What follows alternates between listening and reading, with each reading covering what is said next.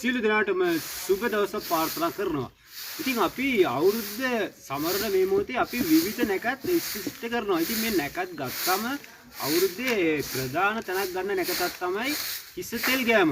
හිස තෙල් ගෑම තමයි අපි මේ මුළු අවුරුද්ද පුරා මේ වර්ෂය පුරා අපි නිරෝගීව සිටින්නේ.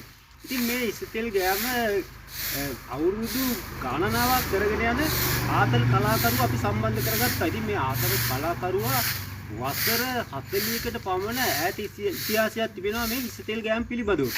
ඉතින් එතුමා ගොඩක් කාර්ය බහුල වෙලාවක අපිත් සමග සම්බන්ධ වුණාට අපි එතුමාට බෙහෙවින්ම ස්තුතිය පුද කරනවා. ඉතින් හිස තෙල් ගෑම ගත්තම අපිට යෙදී තිබෙන්නේ අප්‍රේල් මාස 15 වෙනි බදාදා පූර්ව භාග 6:57ට නැගෙනහිර දිශාව බලා. මොකද්ද මේ නැගෙනහිර දිශාව කියලා තියෙන්නේ? දැන් අපි ගත්තා අපිට විවිධ දිශාවල් තිබෙනවා. ඉතින් මේ නැගෙනහිරම යොදාගෙන තිබෙන්නේ. නැගෙනහිර කියන්නේ සුබ දිශාවක්.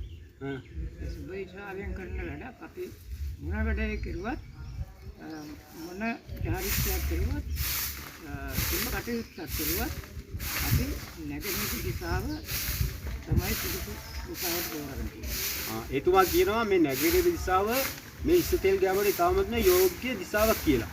ඉතින් මීළඟට තිබෙනවා පච්ච වර්ණයෙන්.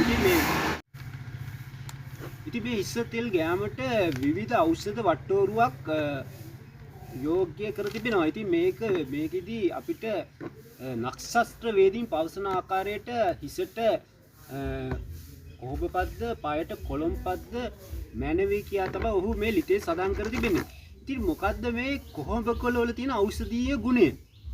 ඒ කොහොඹකොළ වල සෑම ලෙඩ දුක් වලට කැඩුම් බිඳුම් වලට සෑම දෙයකටම යෝග බෙහෙතක් තමයි කොහොඹකොළ.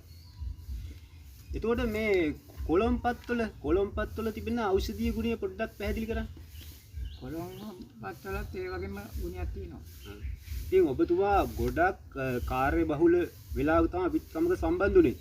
ඉතින් ඔබතුමාට මොකද්ද මේ අවුරුද්දේ ජනතාවට දෙන්න පුළුවන් පණිවිඩය? මේ ලැබූ නව වසර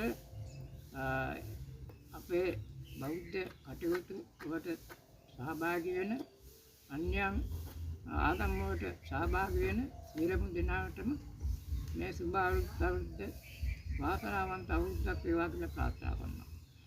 බේවිමත් ස්තුතිවන්ත වෙනවා එතුමා ගොඩක් කාර්ය බහුල වෙලාවක අපිත් සමග සම්බන්ධ වුණාට.